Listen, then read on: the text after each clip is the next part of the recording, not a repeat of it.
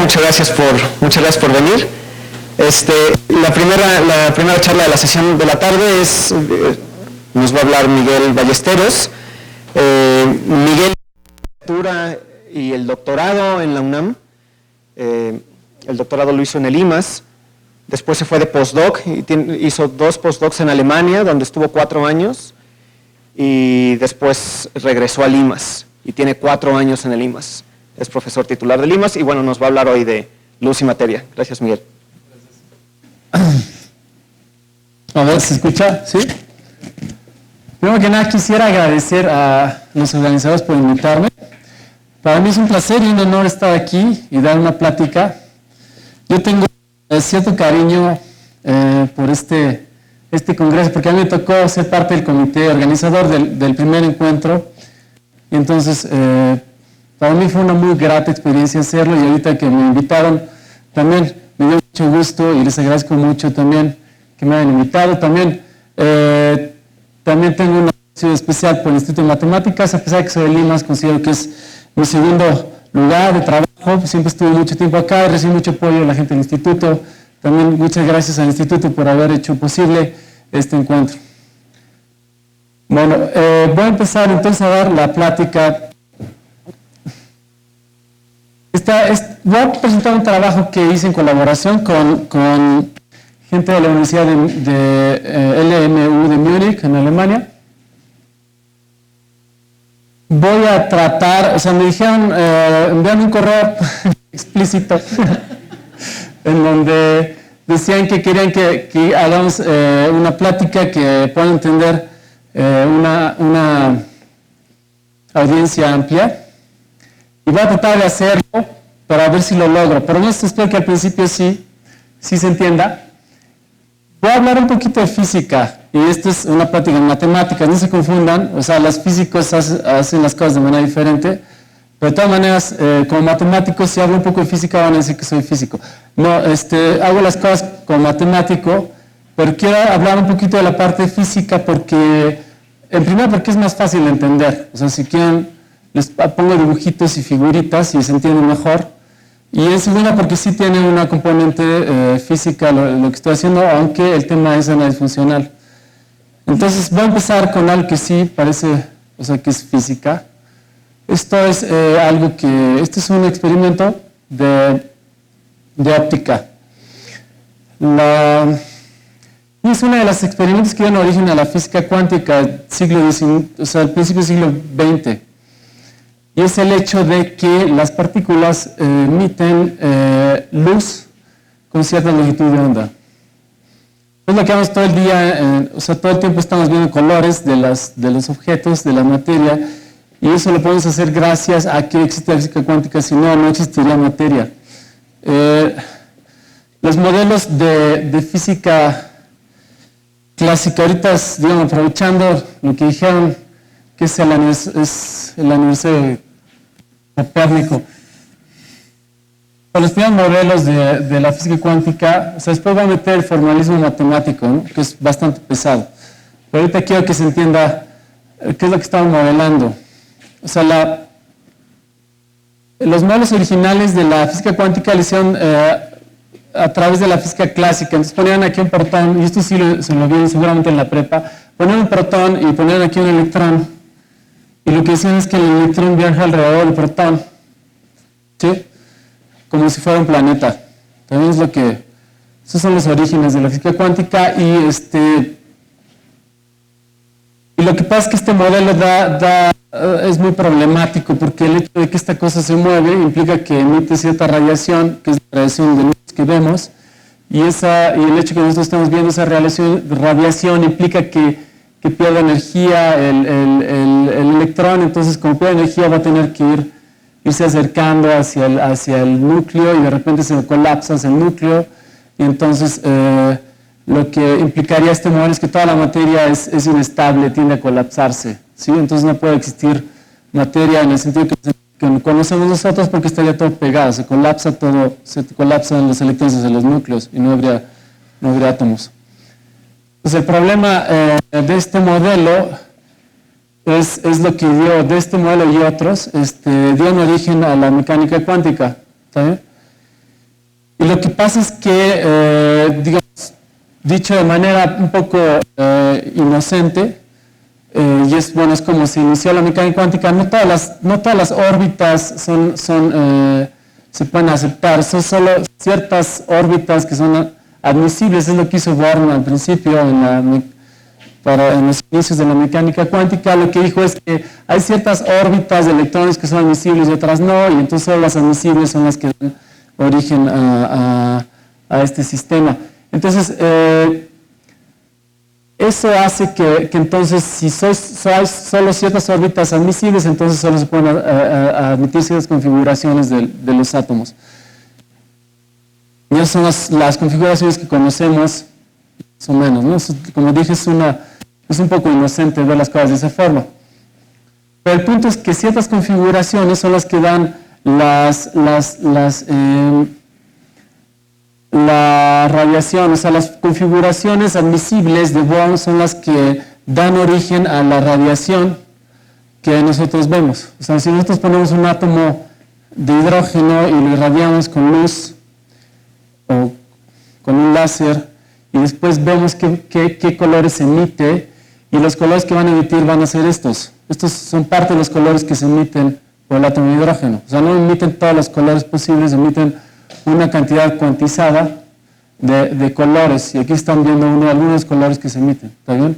Entonces emite este azul, pero todo el rango entre el azul y el rojo no se puede ver, no se ve dentro del espectro de emisión, o los colores que se pueden ver del átomo de hidrógeno.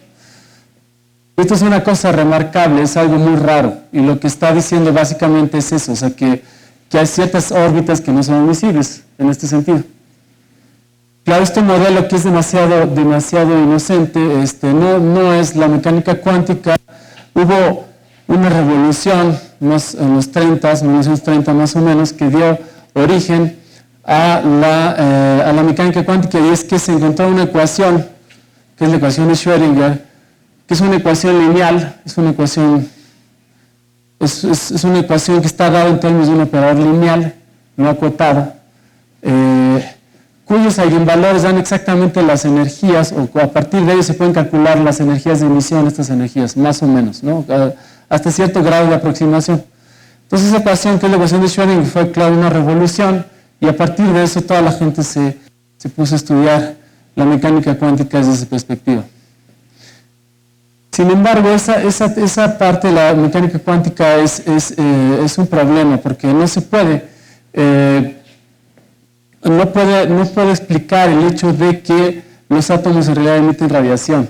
O sea, la forma en que se describe a través de la ecuación de Schrödinger la mecánica cuántica implica que los átomos se van a permanecer siempre en un cierto estado. O sea, si están en un estado inicial, se van a quedar siempre en ese estado inicial y no se puede cambiar. No hay forma en la que cambie de un estado a otro estado, y ese cambio de estados en el átomo es lo que hace que se emita radiación.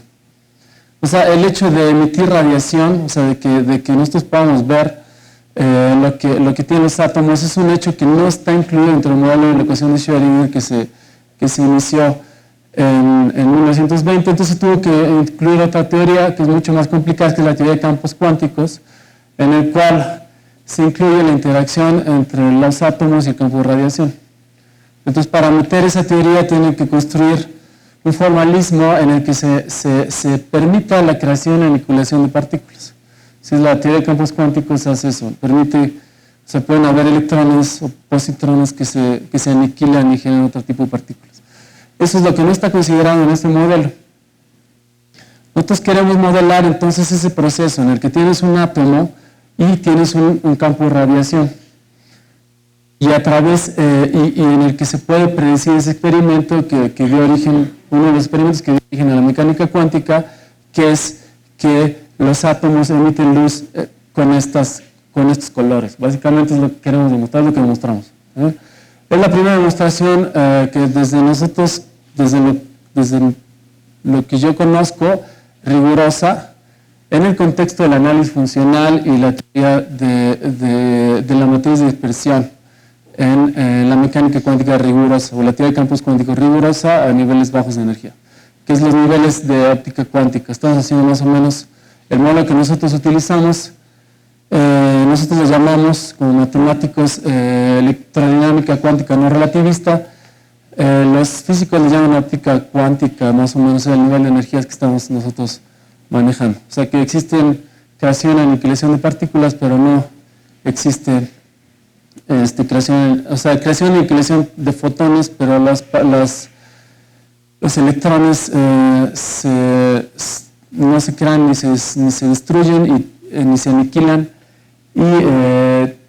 y tampoco son relativistas. Los electrones no los consideramos como teoría de la relatividad, aunque los fotones claro que sí.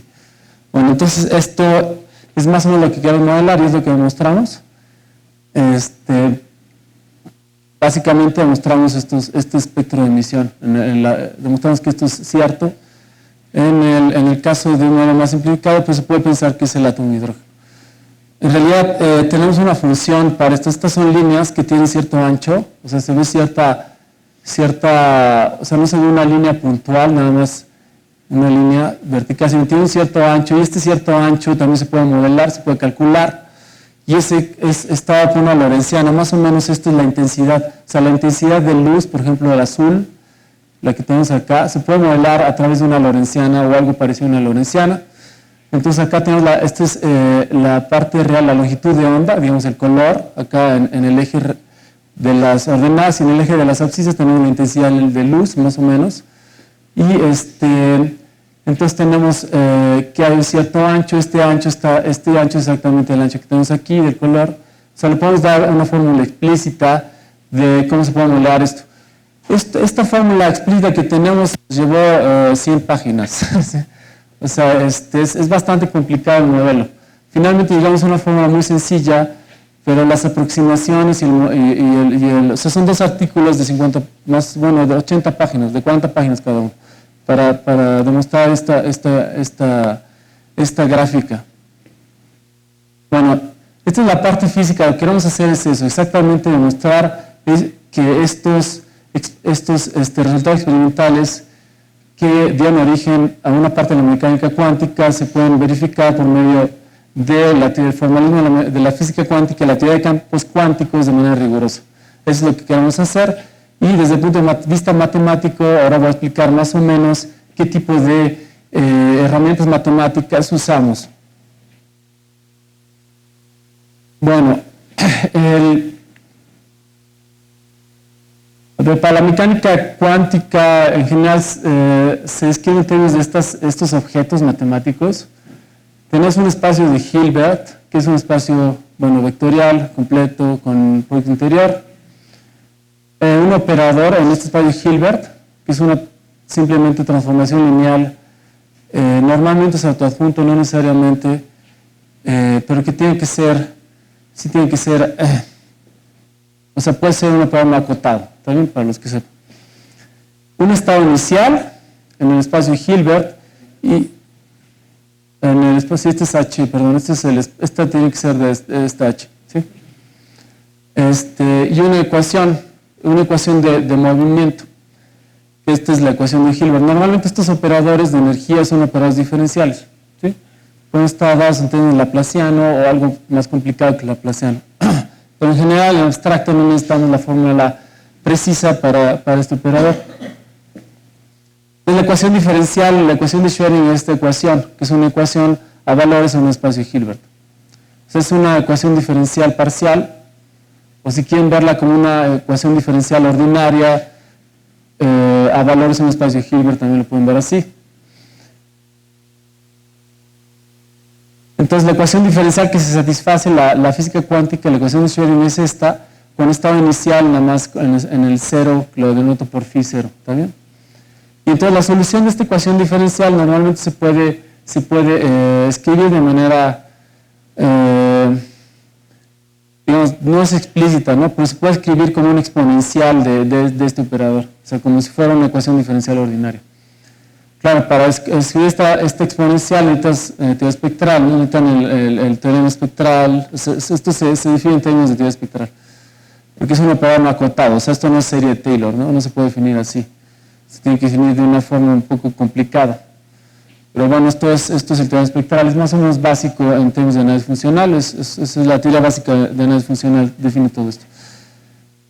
Esto define la evolución temporal de un estado, o sea, el estado de la partícula está dado por la función phi y es la que define cómo es la partícula al tiempo t, phi de t es cómo es la partícula al tiempo t, y también se pueden definir observables, o sea, las cantidades que se miden en las partículas, que son operadores autoadjuntos también en este espacio de Hilbert.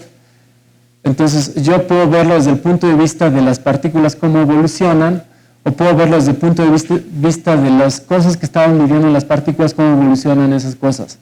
Y eso se llama, esa distinción entre la evolución de las partículas o la evolución de lo que medimos en las partículas, se llama la interpretación de Schrödinger o de Heisenberg. También ellos los dos desarrollaron la mecánica cuántica más o menos en los 30 de forma independiente y al principio la primera, digamos, la parte que tuvo mucho impacto es la ecuación de Schrödinger, pero Heisenberg también desarrolló la mecánica cuántica en paralelo con esta interpretación y los físicos las consideran equivalentes, aunque bueno, hay ciertas también discusiones para ver si son equivalentes estas dos interpretaciones.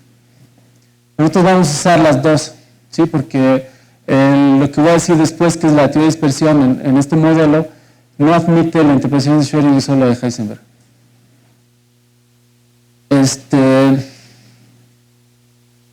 Bueno, entonces vamos a definir, entonces tenemos esto, ¿no? O sea, tenemos una ecuación diferencial con un estado inicial, con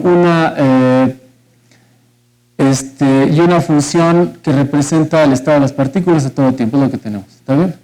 Ahora, a partir de eso queremos definir un concepto que se llama teoría de dispersión. La teoría de dispersión se puede definir para cualquier ecuación diferencial. Simplemente lo que hace es que considera ecuaciones diferenciales a valores iniciales al tiempo menos infinito y valores finales al tiempo más infinito. También es más o menos eso la teoría de dispersión.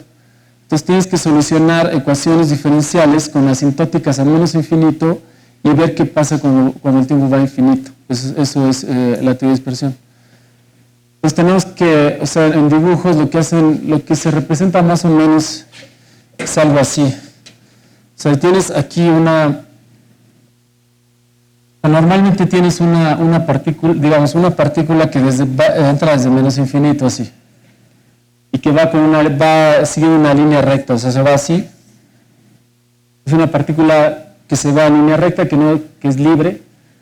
Es una ecuación fácil que se puede normalmente resolver. Y después aquí hay una perturbación. Entonces, aquí está, esta es la solución libre, o sea, donde no hay ninguna interacción.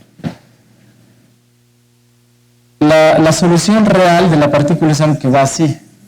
O sea, que al principio sí se sigue como esta cosa, como si no hubiera interacción, que se va en línea recta, después interacciona y después se va también en línea recta, pero con otra dirección, como si tampoco hay interacción en infinito. ¿Está bien? Entonces sigue una dirección de otra partícula libre. Lo que está diciendo es, yo primero envié, o sea, en el menos infinito lo que teníamos se comportaba como una línea recta, esta línea recta, y en más infinito ahora se comporta con otra línea recta que es esta. Y la teoría de dispersión lo que hace es relacionar esta asintótica menos infinito, esta línea recta con esta otra línea recta. Es la teoría de dispersión. ¿Sí? O sea, en términos de física lo que te dan es de las partículas que emiten, la relacionan con las partículas que detectas. ¿También? Aquí emites partículas, allá las detectas. Entonces son ecuaciones diferenciales a valores en menos infinito y a valores iniciales en menos infinito y queremos ver qué pasa a más infinito. Eso es lo que es la teoría de dispersión. Entonces normalmente, como les dije, tenemos un operador libre que es fácil de entender, que es el H0, esta es la línea recta, y queremos compararlo con un operador que te da la interacción, o sea, que te da la dinámica complicada de las partículas, que es H. La diferencia de estos dos les llaman la perturbación. Entonces, como les dije, la teoría de dispersión relaciona la evolución libre con la evolución perturbada, ¿está bien? Este límite es básicamente algo que te dice cómo es que se perturba la evolución a tiempo aquí más o menos infinito, la evolución completa con H con respecto a la evolución libre. Esta es una comparación entre los dos tipos de evoluciones. ¿Está bien? Entonces, cuando existe este límite, se dice que existen los operadores de onda. Estos son los operadores de onda. Y este es en la interpretación de Schrödinger. En la interpretación de Heisenberg también se puede hacer, pero es un poco más complicado. Tienes que aplicarlo a operadores y se da esta evolución en un espacio de operadores. Y eso esto es complicado porque el espacio ya no es de Hilbert, es un espacio de operadores. Es una álgebra de von Neumann o una álgebra de C estrella o algo así. Entonces es donde estamos aquí aplicando el operador.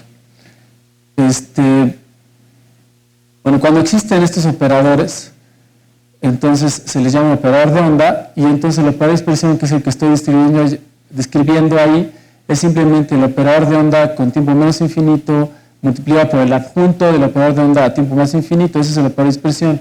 Y lo que te dice de información esto exactamente es lo que te relaciona la asintótica menos infinito con la asintótica más infinito de la ecuación diferencial que estamos considerando, que es la ecuación de Schrödinger. ¿Sí? Bueno, ahora, otra cosa que nos interesa saber es qué pasa con las partículas dispersadas, las partículas que no se siguen en línea recta. Eso es, o sea, las partículas que siguen en línea recta básicamente están dadas por la identidad. Si le restamos la identidad, están aquí, estamos viendo aquí las partículas dispersadas, y estos les llaman la matriz de transferencia, la matriz T, les llaman esto, la diferencia de la matriz de dispersión menos 1. Y este es el operador que nos da exactamente lo que queramos demostrar. Es un poco complicado, todo esto no es explícito, es bastante complicado. Se demostró en 1973, se publicó, fue un resultado importante en el Namas o Mathematics, se demostró una expresión explícita para la ecuación, para el operador de dispersión o la matriz de transferencia, que es esto, en términos de una cantidad, en términos de los eigenvalores del operador. O sea, lo que queremos es relacionar este operador de dispersión con eigenvalores del operador H. También es lo que queremos hacer. Entonces, esa relación entre el operador de dispersión y eigenvalores del operador H es lo que nos da exactamente esta lorentziana. Después le voy a explicar esta lorentziana que puse al principio. Pero este es en el modelo de la física cuántica. Ahorita estoy primero introduciendo la física cuántica, no la teoría de campos cuánticos, porque es mucho más fácil esta teoría, ¿no? La primera demostración de la relación entre el operador de dispersión y eigenvalores del operador H, el operador de energía, es este resultado publicado en 1973. Básicamente lo que te dicen es que la matriz de transferencia tiene un núcleo, se puede ver como un operador integral, y el operador integral tiene una continuación analítica, y la continuación analítica tiene polos exactamente en donde están los eigenvalores de una continuación analítica del inverso del operador de energía. Básicamente dice eso. Esto es bastante complicado, pero lo importante es saber que nosotros podemos escribir la matriz de dispersión en términos del inverso del operador de energía, se llama el operador resolvente Y esto exactamente nos da, digamos, hay que hacer un poco de modificaciones, pero esto puede dar lugar a la figura que les escribí al principio. ¿También? O sea, no quiero que entiendan todo eso, nada más quiero que entiendan que hay una relación entre el operador de dispersión y los eigenvalores de una continuación analítica del operador de energía. Es lo único. Y esa es la demostración, este es el resultado de Barry-Simon. ¿Sí? Nosotros, este resultado quedó abierto desde 1973 hasta la fecha para la teoría de campos cuánticos. Mucho más complicada y necesitan una tecnología muy sofisticada, que es la teoría de renormalización espectral.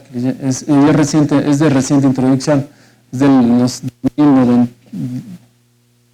Bueno, se fue introduciendo en los últimos 20 años, pero los métodos que nosotros utilizamos los introducimos en el 2015. Entonces, la extensión de este teorema, de este resultado para la teoría de campos cuánticos, la primera extensión es la que tenemos nosotros. Nosotros tenemos el resultado, este mismo resultado, pero para la teoría de campos cuánticos, que también es mucho más razonable físicamente, porque esta sí da por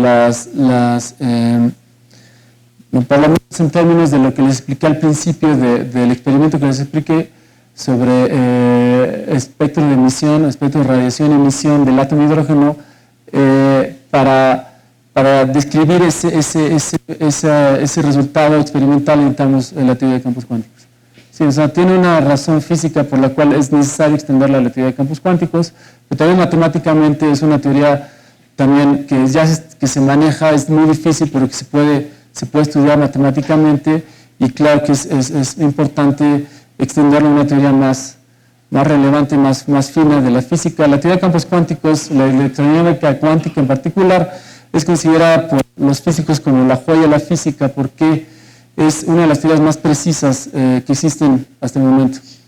Sí, entonces la teoría de campos cuánticos es una de las teorías más importantes de la física, y matemáticamente es muy difícil. Nosotros lo podemos estudiar en ciertos límites, o sea, con ciertas restricciones. Tenemos que hacer ciertas cotas de la energía. O sea, para energías bajas lo podemos hacer, para energías altas no lo podemos hacer. Los físicos sí lo saben hacer. Este tipo de resultados los físicos sí lo hacen, son otro tipo de herramientas las que usan. Y normalmente es otro lenguaje también, o sea, no nos entendemos bien también. Bueno, entonces voy a ahorita un poquito poner el modelo de la teoría de campos cuánticos. Nada más quiero ver que vean más o menos por qué es tan complicada la teoría de campos cuánticos, y lo voy a hacer un modelo muy simplificado en el que el átomo realmente se reduce a un estado de dos energías. O sea, el operador H del átomo, H del átomo es una matriz de 2 por 2. También en ese sistema muy, muy simplificado, que ya da o sea, a partir de eso se puede entender lo que pasa en el modelo del átomo de hidrógeno, porque la parte complicada no es el átomo, sino el campo de radiación. Pues en ese modelo, entonces vamos a explicar cómo es que se hace, cómo es que se introduce el formalismo que estamos usando. Entonces, voy a poner aquí el modelo de teoría de campos cuánticos o electrodinámica cuántica que estamos utilizando, que se llama el modelo de Spin-Boson, que es un modelo muy utilizado en óptica cuántica o en teoría del láser. El espacio de Hilbert que estamos utilizando aquí va a ser un proyecto tensorial de un espacio. Este es un espacio del átomo, y este es el espacio del campo de radiación. Entonces, el espacio del átomo es muy fácil, es simplemente C2, pero el campo de radiación es un espacio Fock, que es muy complicado porque es una suma directa de espacios de Hilbert en dimensión, en todas las dimensiones. ¿Está bien? O sea, este espacio de Fock tiene todas las dimensiones. Es una suma directa. Fn es un espacio que tiene es un espacio de funciones cuadradas integrables en R3n. ¿Sí? Entonces ahí tenemos 3n dimensiones y estamos sumando todas las dimensiones. ¿Sí? Entonces tenemos ecuaciones diferenciales con dimensiones infinitas en las variables. ¿Sí? O sea, con un número infinito de variables y todas acopladas. Es más o menos lo que es la teoría de campos. Pues es muy complicado. Entonces aquí estamos en este espacio L2 de R3, estamos resolviendo ecuaciones R3n para toda n. ¿Está bien? Y todas las ecuaciones están acopladas. Y ahorita voy a poner las ecuaciones. ¿Por qué es necesario tener este espacio Fock? Porque tenemos que modelar creación y aniquilación de partículas, entonces tenemos que cambiar el número de dimensiones. ¿Sí? Entonces voy a definir más. Aquí el operador de energía del átomo va a tener solo 2 niveles de energía, entonces va a ser una matriz 2 por 2. O sea, la energía que le llamamos energía menor y energía mayor, el estado fundamental y el estado excitado son estas dos, E1 y E2. Y este es el operador de energía en el espacio Fock de los fotones, y es el que es complicado. Es un operador acotado, se puede ver, para los que sepan, es claro que no es acotado este operador, por eso un operador de multiplicación, una variable no acotada. Y bueno, así definimos entonces los operadores de creación y aniquilación. Lo que hacen es que a una partícula con n variables, o sea, una función con n variables, lo manda a una función con n menos 1 variables, y eso es lo que acopla todas las dimensiones. También tenemos operadores que cambian de funciones que tienen n variables a funciones que tienen n menos 1 variables, son los operadores de aniquilación.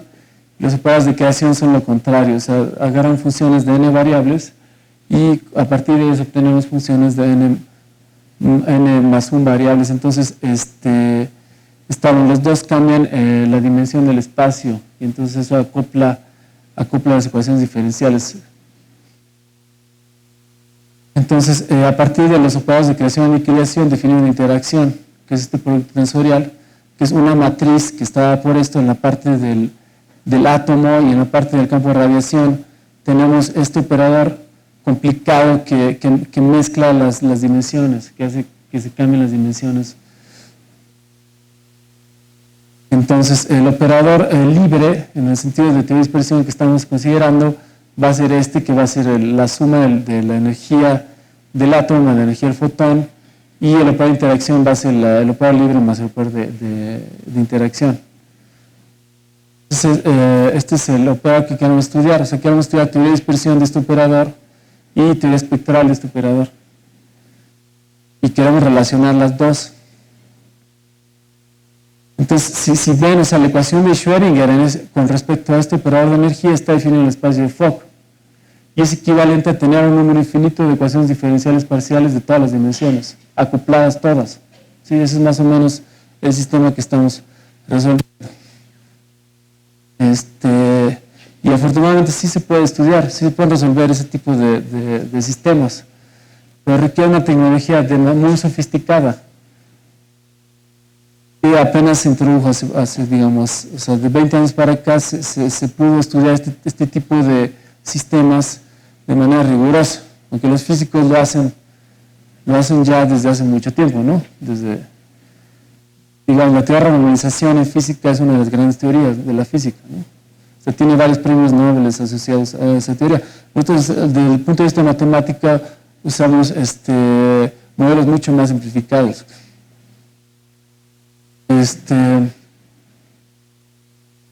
Bueno, entonces para poder estudiar lo que queremos, primero tenemos que hacer una continuación analítica del operador hamiltoniano. Del H tiene que haber una continuación analítica de ese operador, pero es una continuación analítica a valor de operadores no acotados. También entonces tiene que definirse más o menos, o sea, tiene que definirse de manera apropiada qué significa una función analítica de un subconjunto de los complejos a operadores no acotados, pero se define. Y a partir de eso se puede definir el concepto de resonancia, que son eigenvalores con parte imaginaria estrictamente menor que cero de una continuación analítica del operador hamiltoniano. Y entonces el primer problema es el problema de teoría espectral. O sea, hay que construir este eigenvalor del operador dilatado, que le llaman la continuación analítica del operador. Entonces, esa teoría es complicada, es la parte que requiere renormalización. Entonces tiene que hacer un corte, se tiene que cambiar el espacio de Fock, se tiene que restringir el espacio y después se tiene que tomar un límite. Eso es bastante complicado. Entonces, a partir de una sucesión se obtiene la energía esta lambda 1. O sea, la primera parte es que reconstruir la energía lambda 1 y eso necesita la teoría de renormalización o la teoría de escalas múltiples. Entonces, la primera parte que tenemos que hacer para demostrar lo que hicimos es encontrar el valor lambda 1 y demostrar que su parte imaginaria es menor que 0. ¿Está bien? Y encontrar una expresión explícita para la parte imaginaria de Entonces, podemos encontrar, ese es el resultado, podemos encontrar un eigenvalor de la continuación analítica de este operador que tiene parte imaginaria estrictamente menor que 0. Y ese eigenvalor se le llama una resonancia. ¿Sí? Pues la primera parte es teoría espectral, la segunda parte es teoría de dispersión. Pues ya que terminamos la parte de teoría espectral, hay que definir la teoría de dispersión para estos modelos. Y desafortunadamente la teoría de dispersión no se puede definir de la manera en que se define la mecánica cuántica. La teoría de campos cuánticos también tiene sus complicaciones y hace que la teoría de dispersión no se pueda definir. Entonces se tiene que definir la representación de Heisenberg, se tiene que definir los pruebas de acreción y aniquilación asintóticos, de tipo más infinito y menos infinito. Y a partir de esto se construye la teoría de dispersión, pero es más complicado, hay que definirlo de manera, hay que definir ciertos espacios, y no es directa, ¿no? Pero finalmente se puede definir un operador de dispersión, que se puede definir así, o sea, nada más para, digamos, la parte más sencilla, el caso que tenemos nada más una partícula, queremos, digamos, una partícula emitida y una dispersada, entonces se puede ver de este lado, así, de esta forma, en donde estos están dados por estos límites que son muy difíciles de calcular, ¿no?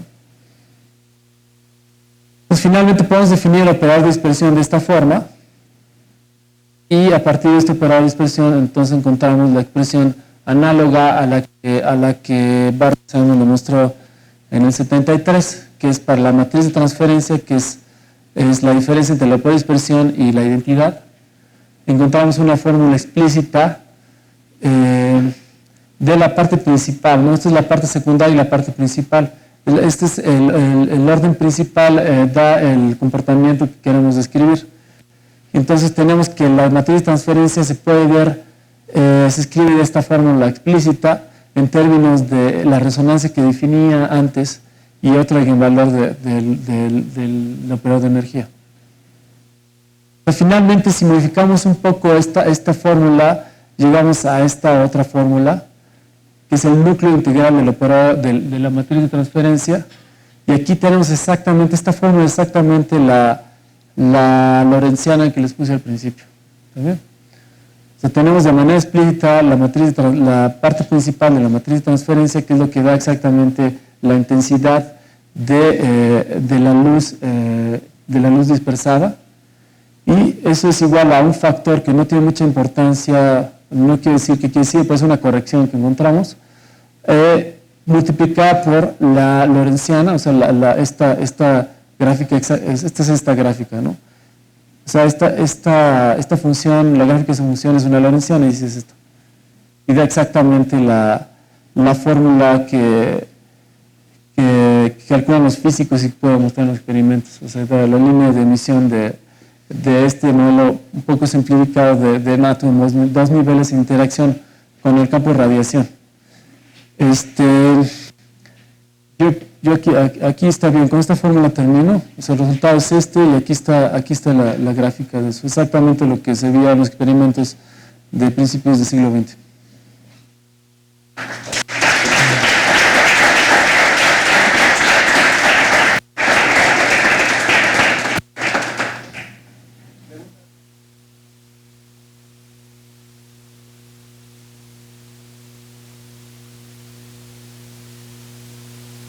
Sí, así es como, dije, o sea, la teoría de renormalización física y la teoría de renormalización espectral, así lo digo explícitamente espectral, son diferentes, o sea, porque la renormalización de carga en masa de la física, o sea, el grupo de renormalización como los físicos, no es necesario en nuestro caso, porque, o sea, lo que hacen los físicos es que cambian las cantidades, o sea, quitan infinitos, ¿no? O sea, ellos tienen una masa y bueno, la teoría no funciona y tienen series que todas divergen y todos los términos divergen, pero tienen formas de encontrar números finitos de infinitos y si cambian un poco las ecuaciones, o sea, si cambian ciertos parámetros, ven que las ecuaciones, o sea, que hay una recurrencia en las ecuaciones, que si cambias la masa y quitas infinitos, entonces te puedes regresar a una ecuación que puedes tomar como ecuación inicial y después lo vas cambiando. Eso no lo hacemos nosotros. Y la cuestión es que, bueno, primero, el problema ultravioleta nosotros no lo manejamos. Es parte de las restricciones del modelo. Nosotros tenemos un corte ultravioleta de entrada, O sea, no se puede hacer nada sin un corte de violeta, o sea, las matemáticas son así.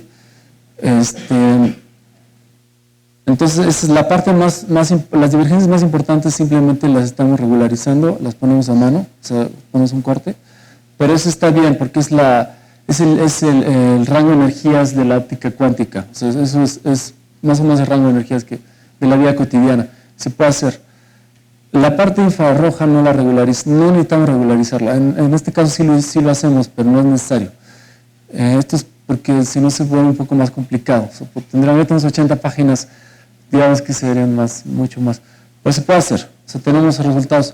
Pero la cuestión es que la parte infrarroja no tiene divergencias importantes. Básicamente porque las eigenfunciones, los eigenvalores del operador de energía decaen exponencialmente.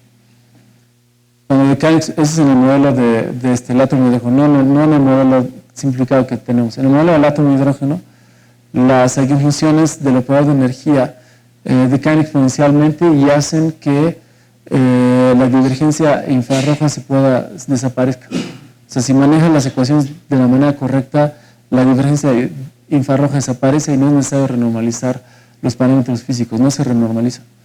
O sea, lo que se renormaliza es el espectro del operador. O sea, hay una recurrencia y hay ecuaciones recurrentes, pero del espectro del operador y no de los parámetros físicos.